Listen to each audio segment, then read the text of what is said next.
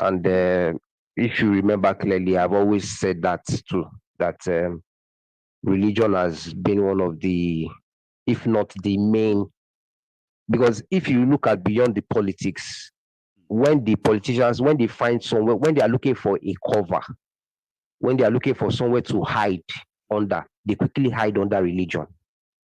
Religion has always been the safest. Then the next one is tribe. Yeah, tribal, this ethnic, You that. understand? But religion has always been the number one shield. Like if you look at the north now, the northern politicians, religion has always been the number one shield. It is. They go straight and hide under religion. And once they hide under religion, immediately they are spotless. You can't find them again, or you can't see them again. You can't find their faults again. They easily just cover them up and they're about to become it becomes Exactly. the battle of everybody who Exactly. share faith with them, I unfortunately. love I love the enthusiasm of that my brother, but he made a comment there that I disagree with. And that one, Because we know the problem now. Our conscience and some consciousness has been open to it. Doesn't mean we should downplay the omnipotence of God. We shouldn't. should downplay the omnipotence of Olodumare. No, we can't be making statements like God cannot fix it. No, that is wrong. That is We so are again. downplaying might. Mm, mm. Yes, that's why we Yorubas we call him Olodumare. He can do whatever he wants. He does whatever he pleases. No do too So much. please Mm. don't use your passion. Don't use your anger to downplay his omnipotence. Please, I understand your feeling. I understand the pain. I feel the same. The same way, if you can ask my ego, there is no time I call. I always emphasize on religion. Religion Yes. is what has really crippled Africa, not even just Nigeria. So I just wanted to make that point, my ego. I don't want to take time so that others can call in. Thank Thank you, you. Paul. Yes, go on. So that's just the point I wanted to make, my Okay, ego. then, right. So You've made your yeah, point and all that. That's great, Paul. Thank you so much for yeah, calling in, okay? And then yeah. you have a Thank you, my wonderful ego. evening. I know it's already morning there, You all too. right? So Yeah, it's thank you money. so Yeah, much, Paul, okay? And yeah. then Thank you, I my do ego. have a business, unfinished business, by the way, but I promise you I've always been on top of it, okay? I will get back to you. No problem, my ego. Nice one, Baba. No So problem. I trust you. let's have another person on. I do have my brother, I believe, Chama, Adeola. That must be you. Is that you? Baba Namir, na That very is quick Adeola. fire one. How are you this I evening, think Baba? I hope, Baba, I'm okay. Hopefully, I will not stay too long on this particular occasion. I think Okay. what I was just going to say regarding the clip you showed about Tinubu trying to cajole the Qatari investors. For me, I think it was very cringing. It was a very cringing moment. Um, and the reason why I said that is because these people are trying to build a world whereby they will not live in, and they're not, taking into account the people that will live after them. So you are, how do I, how can I best describe this? They are trying to build a world whereby they will not live in, and they're not looking inwards. First of all, they're not looking inwards to support the young talent in that contraption. Honestly. They're always looking outwards, always looking outwards. And the cringing moment for me was when he mentioned the word balance sheets, trying to load, their investment, the external investors, balance sheet with the valuable resources, the mineral resources. Nigeria. That was for me a cringing moment, a cringing moment. Like Why if you have would you something want they to don't load? have, you should be offering them something they don't have. Don't go and offer them gas and oil and gas. Like, man, come on, man. It's not even the oil and gas, Baba. Right. It's all the precious metals, all the rare earth Yeah, you metals. mentioned. I know. Hmm. You want to load the investors. You want to load the investors' balance sheet as some form of currency, because if you cannot, because when you invest in countries, some countries are very hard to invest. So what happens is that you would want to put some insurance in place because of some few risks like currency inconvertibility, whereby you're not able to convert the currency that you brought in back. and withdraw your money away. So those risks do lie in some countries that are not as developed or liquid enough. So you put those measures in place, but not in a case whereby you have, in human capital whereby you don't need to look outwards, or you just need to look inwards. And is the old school and is the old guard, modus operandi that you're always exhibiting.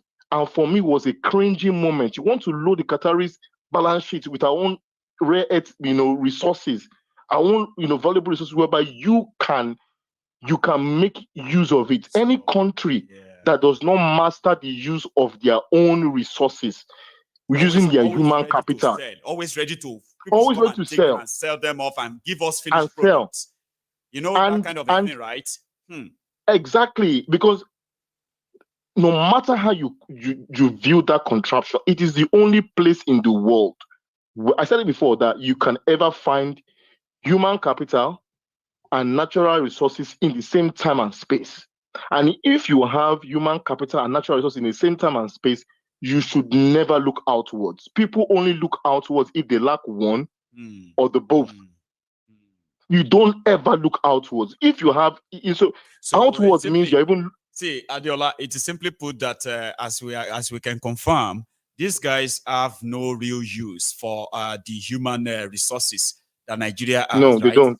Except for election. They do not have any use. They don't see any value. There isn't any value for the Nigerian human capital. And it is so sad, because the same Nigerian human capital you so much look down on are the ones thriving in diaspora. It's the same human capital that that are thriving outside that you constantly neglect. They never look inwards. There's never a Marshall Plan. There's never any clear plan to hand over our resources to our people to master. If you cannot master how to use lithium, you cannot master how to use cobalt, you can't master how to use coltan and start deploying them. That is the real, because if an external investor, you will only come in, you have no loyalty, you will only want to make a profit by all means necessary. You will leave that country poorer. No country will ever bring their resources and give it to outsiders and say, take. Baba, even the IP, it's the same problem US had with China under IPs. They open a factory in China, US open factory in China, but they would not nest the IP in a Chinese company. It's not because America is a really strong and they're already established institution or system. Do you know that decades of trying to game the system in America, cheap labor, moved so many American businesses to Asia? It tagged us cheap labor. And get what the Asians benefited from that. They benefited from the expertise that American companies were bringing to them. And they retain those expertise in their countries. China can build just anything today. Baba the paragon. Cheap labor. He referred to us as cheap labor. Of, how this wastage of human capital resources or so actually mean in true essence of it. If America knows strong, do you know how many steel companies, all these different factories, manufacturing companies that left America? Because Americans who are the resource of the human capital resource for America is so valued. An average American's value, if you want to operate a business in America, you will pay the value of an average American. And to a business, they continue looking to the east, to the Asia, Abi. And when they were looking to the Asian countries, right, they were improving their own human capital resources by developing them. Today, they are better off for it too. What exactly are we? Baba, we've not gained anything, Sha. I just remember nothing. We have offered the world different best brains, right? Like you said, in diaspora all over the place. But Nigeria has gained nothing. I cringe. Nothing. Yeah, so those guys would just do the same thing. It's the same modus operandi they were doing ever since they were young people. They are doing to us now. So I will sincerely hope that it does not go through. because we will be shortchanged and will be worse off. There isn't any clear pathway to lift any Nigerian hands up in this deal. It's just to use us as some form of beer bunny now, and they make money and they go. We are worse off. You cannot look internally. Baba, see, do you know how many engineering departments you have in that country? Honestly, People that have out skills, tens of thousands of engineering graduates, of people that you can redefine their syllabus and make sure they are they are properly equipped to serve their country. Because in every country, Baba, you must have a certain number of engineers per 1,000 people for you to have any developed economy. Exactly. You must. If you miss that index, you can never develop.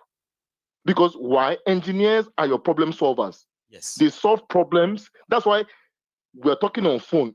It's an engineering solution. You can see on TV. Yes. Everything is engineering solution. They are problem solvers. Out there for you to hear me or see me. And I can.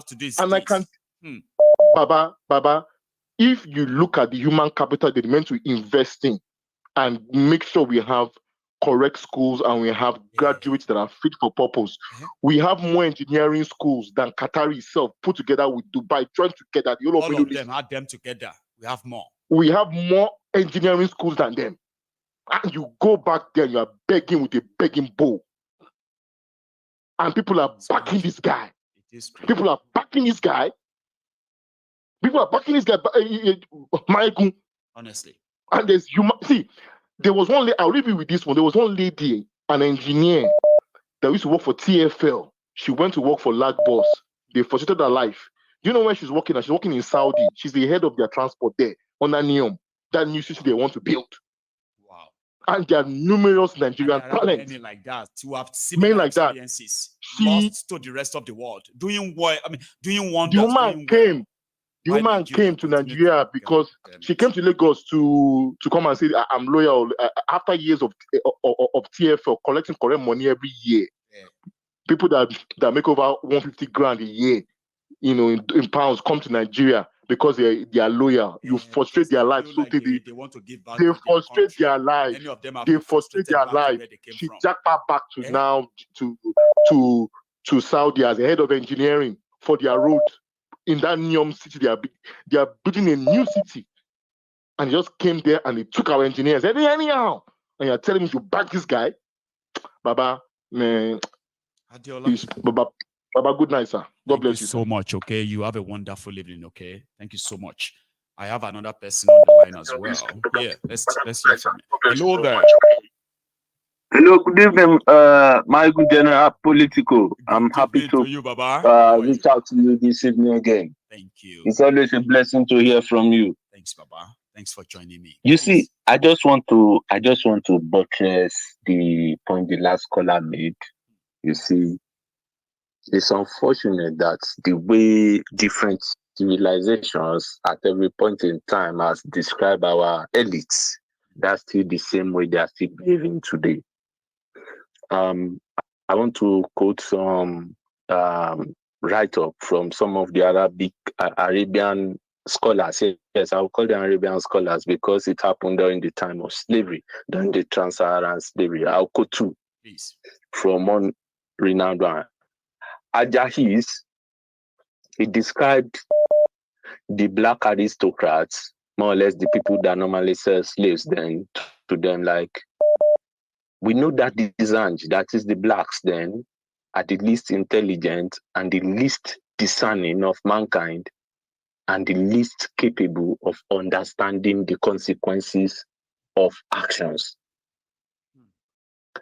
If we look at the way our leaders have been behaving from time immemorial, at least for the closest century that we are in now, like the last caller said, they will make policies and they will not look at the after effects of such policies on the general public.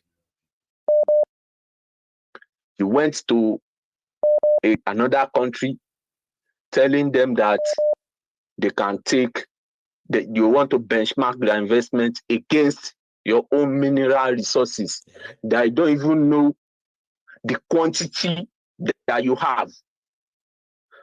More or less, these quantities will be running to service how many generations, only God knows. And you are now telling them that they should bring their money. It's more like telling people that, look, I don't have money, but I get my papa land. Yes. You see that my papa land? You fit take am. If I don't see money to pay you, anything where you want to do with the land, they do and they go until you collect your money finish. I need the money now. Exactly. But you are not looking at that same land is what your children will use, it's what your great-grandchildren will use, and it is, what's it called, more or less their identity to life. Because if you don't have livelihood, you don't have identity. No. It's more or less the type of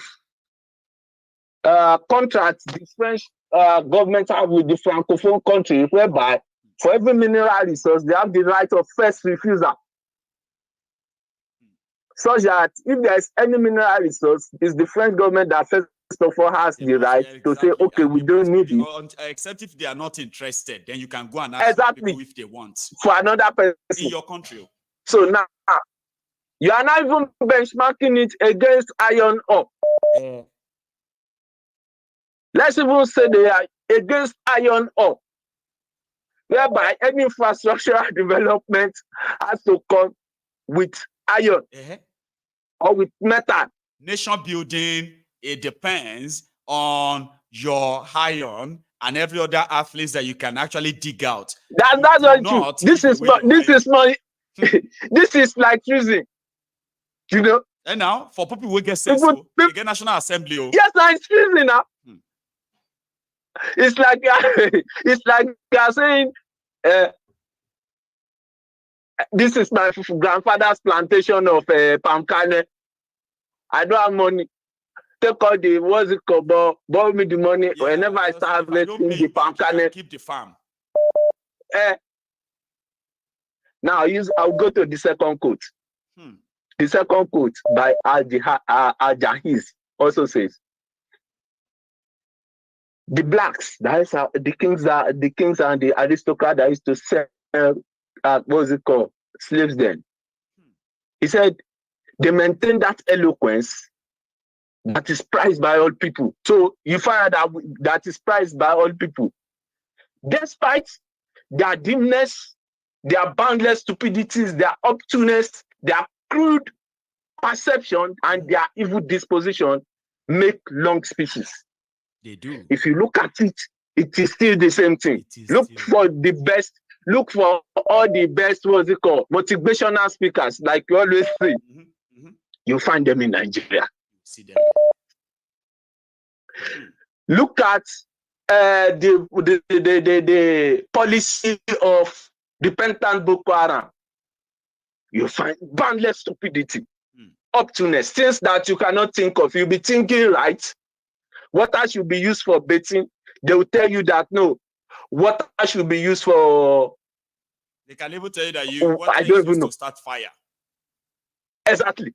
Like water should be petrol, or water is petrol, and you'll be like, no, water is for bathing, right? I said, no, it's to start fire. Pour it on that wood and then light it. Exactly. Peter Obi said production to what's it called? Consumption to production. He said. Consumption to production. They said no. Statistics will go shop. Which country? Now statistics will go shop. Obtuseness. You look at life, going straight forward, they will take it backwards. And you'll be like, shame me to Yahweh, shame me know how stupid me. And that's why when you find that people leave Nigeria, whenever anything happens to them outside, for them to pick up in that society, it's never easy. You'll be talking, people will be talking jargon. Some a policeman with a gun believes that gun, that you have to respect him unless you lose your life, you know? Lose your life, and it is your fault. If you provoke me, it's your fault. If you provoke me and I kill you, it's your fault. Oh. Because you know look at the Senate. They kidnap people. You are saying prayer. Motion for prayer. My God. I will just leave it on those two quotes. Thank you very much for your time. You have left us with so much to think about, by the way, because a lot of people are there now doing like, Thank you, Baba. You have a wonderful evening yourself, okay? Thank you so much. Thank you, God. I will take one more, and I want to believe that I do have a lady on the line. Do I? Hello. Hi, Michael. That is Charm. Is that you? Yes, it's me. Now you are using a different number, or you are using already.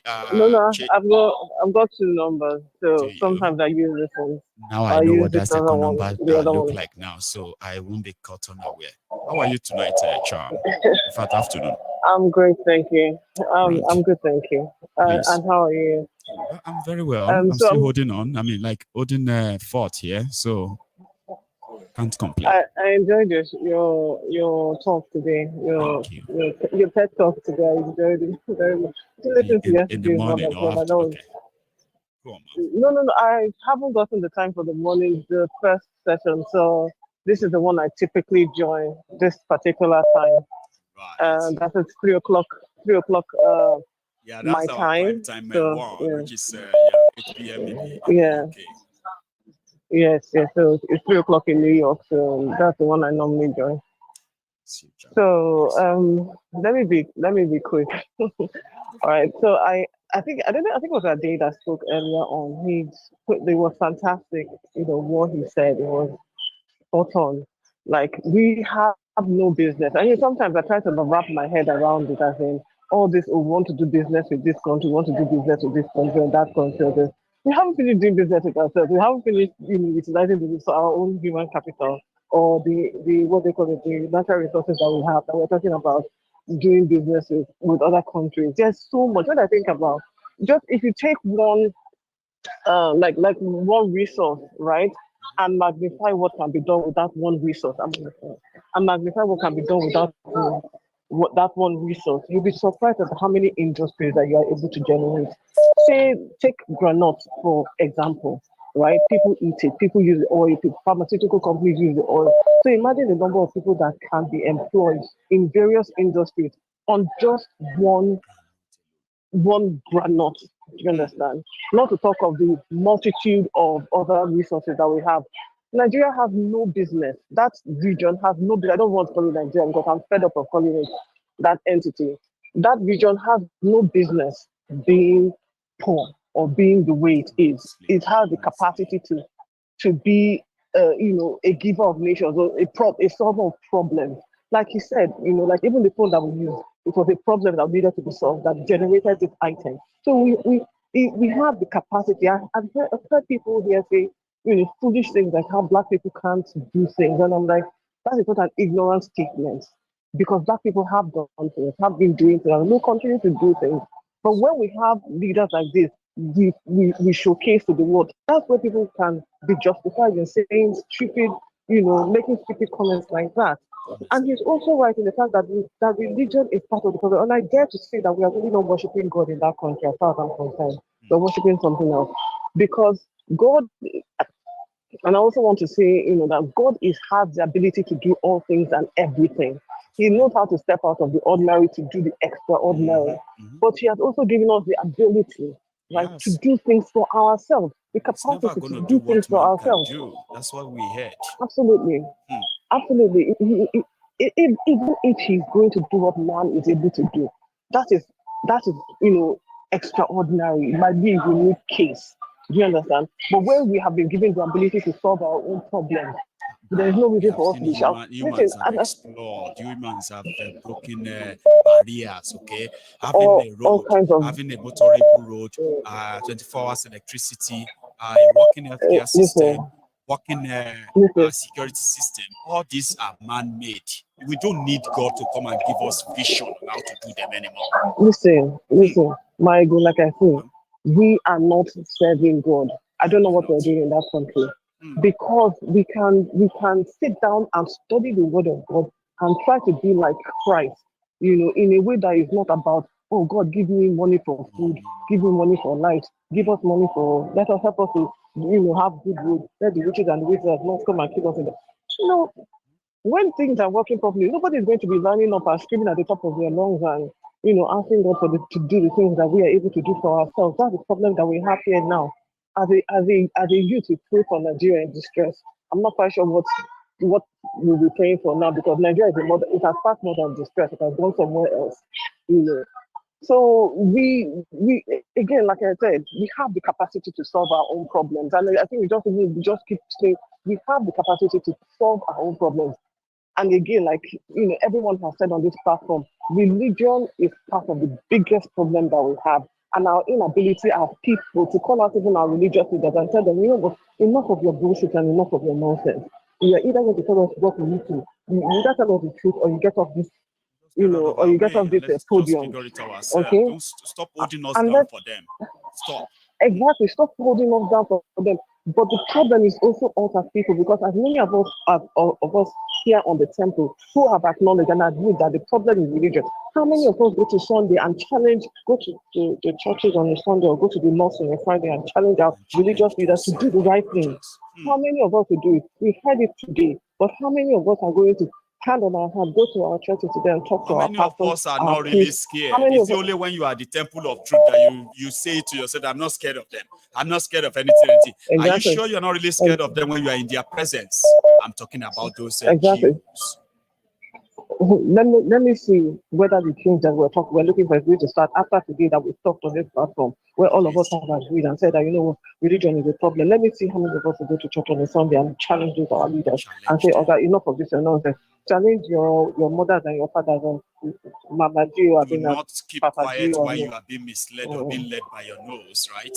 Because at the end of the day, right, all of us are going to share in the consequences of either our actions or our inactions. Because the same act, when we take action, Cham, right, is similar to us not taking action too.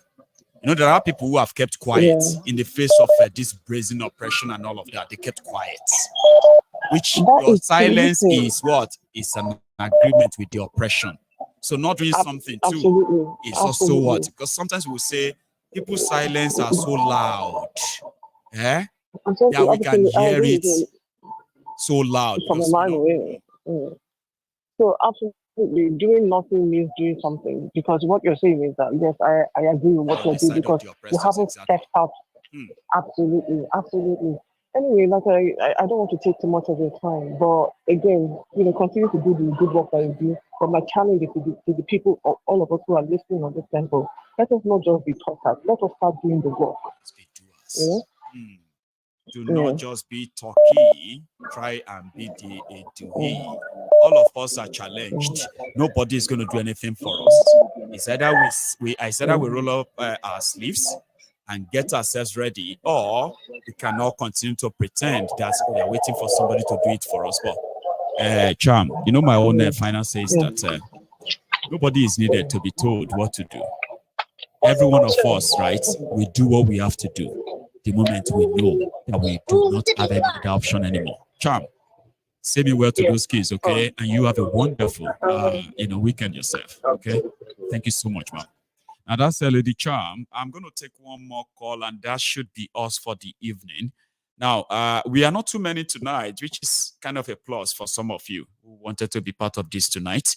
I am so sorry that if you are still dialing and you're unable to get through, that is because we are almost done. But let's hear this first. Hello. Hello, good evening, Michael. Good evening to you, Baba. How are you? I'm good. I'm always the last one. I'm not. So you are like the big masquerade that dances last. Now let's see how it goes, Baba. How are you tonight, by the way? Yeah, I'm good. It's very well for you, sir. Great. Go on, Baba. Yeah. I joined the podcast.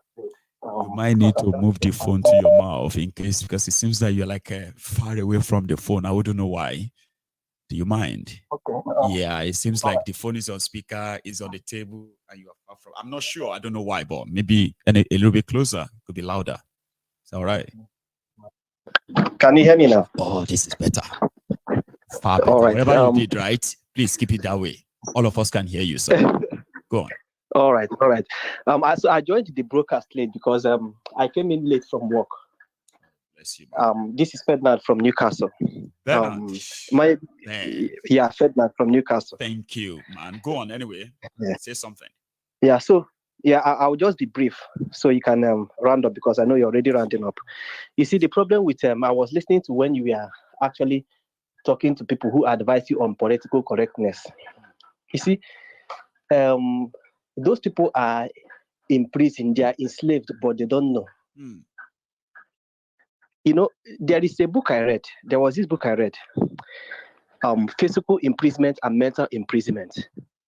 You see, when you put a man in jail, you've put him you've entrapped him like physically. So he knows he's in jail, and the only way to get out from that prison is to break out and run away for his life and flee away.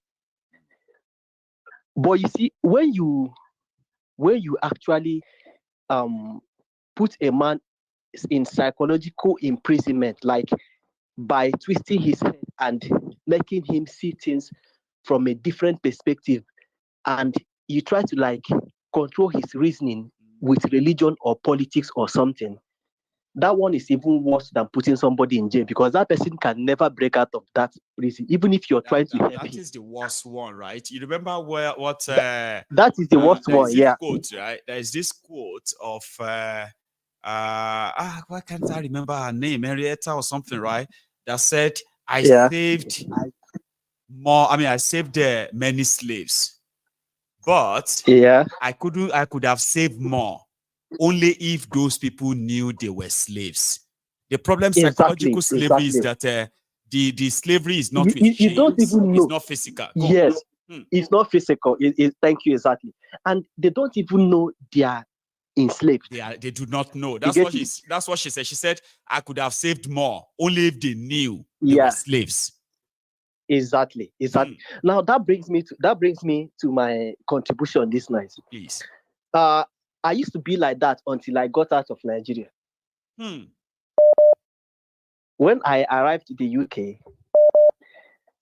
I started looking at how the whole place was structured and how the whole system is working. We are both in the UK. You know, they still use their Royal Mail. That's like their post office. They do, Baba. They will never sell it, ever.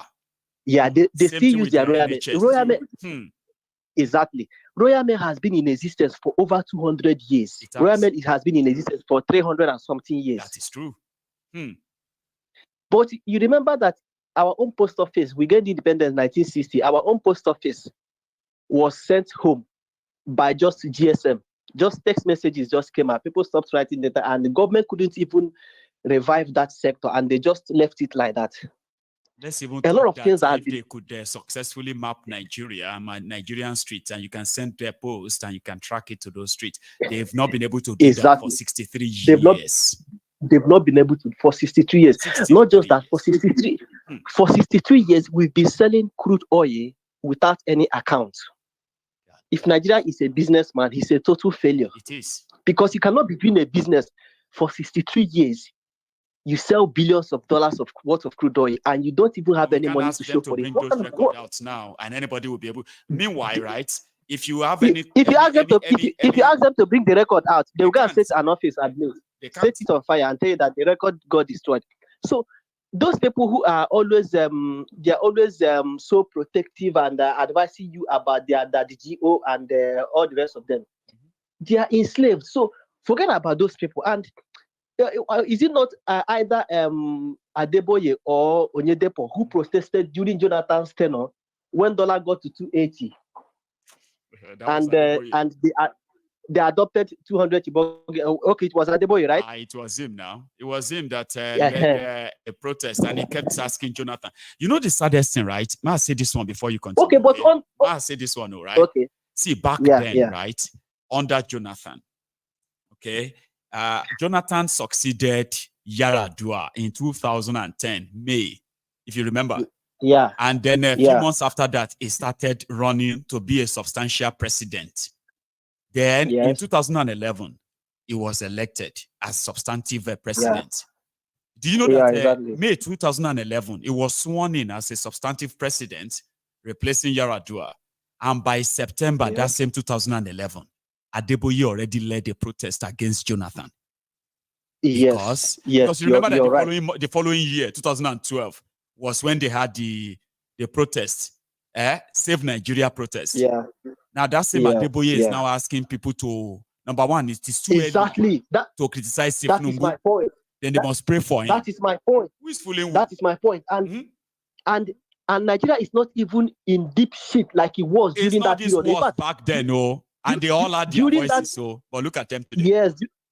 In fact, if you compare Tinubu's tenure to what led to protests in 2011, it was like Nigeria was like in heaven. Because dollar was 280. The insecurity wasn't as drastic as it is now. No. But right now, the same dollar is at 1,007. And back then, everything that was wrong, from economy to security, everything stopped. The buck stopped on Jonathan's table.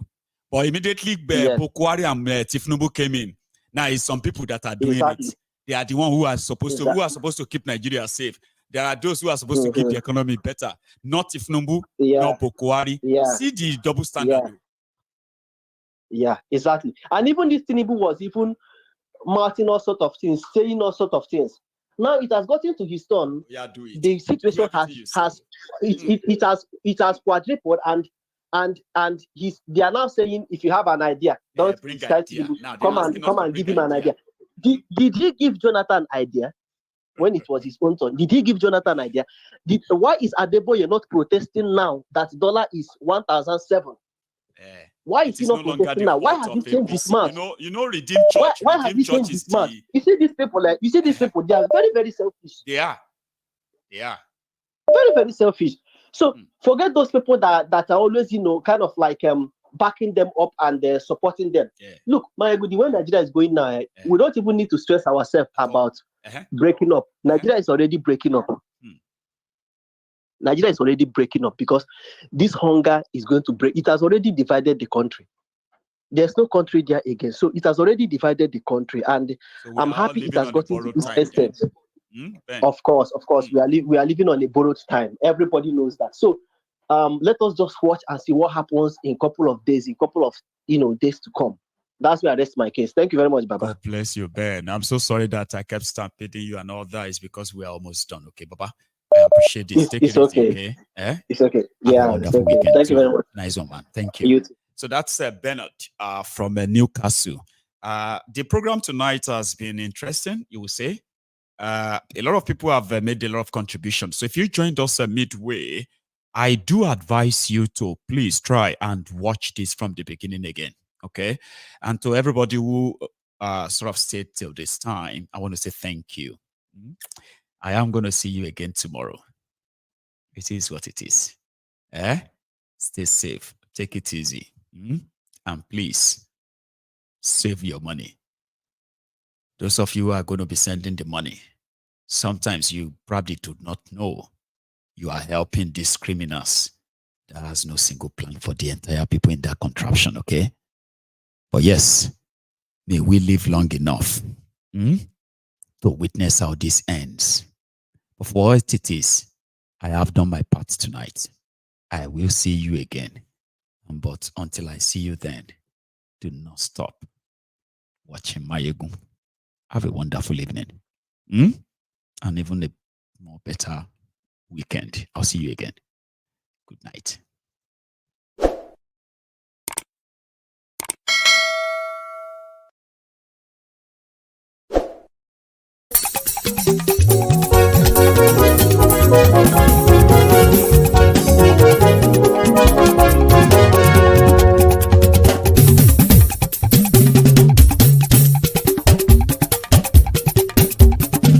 Mayegun làwa mọ̀ ọ́ làmọ̀ tó dòdòdò. Mayegun Diary.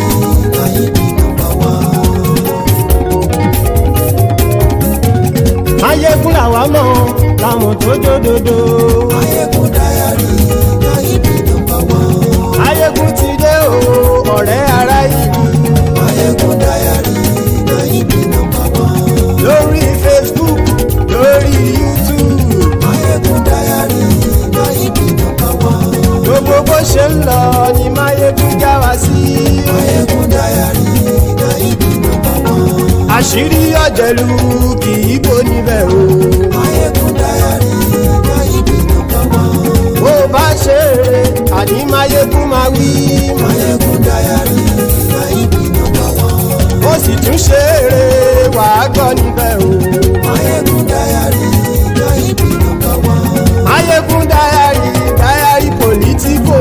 Máyégún Diary Náíbì nọ́mbà 1. Godfatherism kò sí lọ́rọ̀ Máyégún. Máyégún Diary Náíbì nọ́mbà 1. ẹ farabalẹ̀ sẹ́ o kẹgọ́rọ̀ lẹ́nu o. Máyégún Diary Náíbì nọ́mbà 1. àní Máyégún làwa mọ̀ tó dódòdó. Máyégún Diary Náíbì nọ́mbà 1.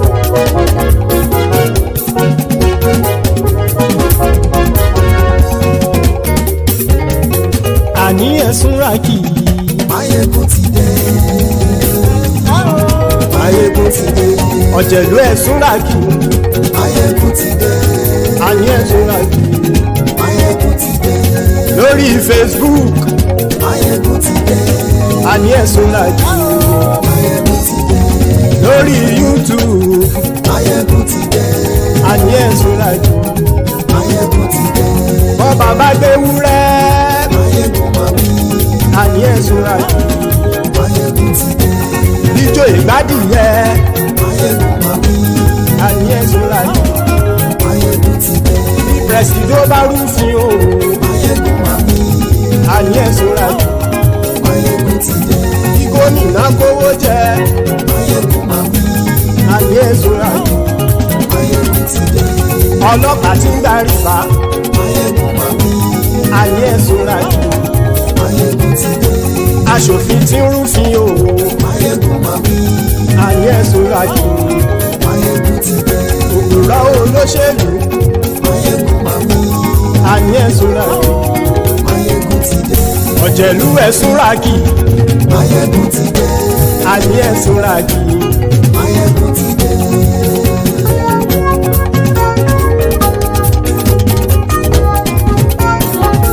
Máyégún ti dé. gbogbo ọ̀jẹ̀lú ẹ̀sùn ràkì. Máyégún ti dé. gbogbo ọ̀jẹ̀lú ẹ̀sùn ràkì.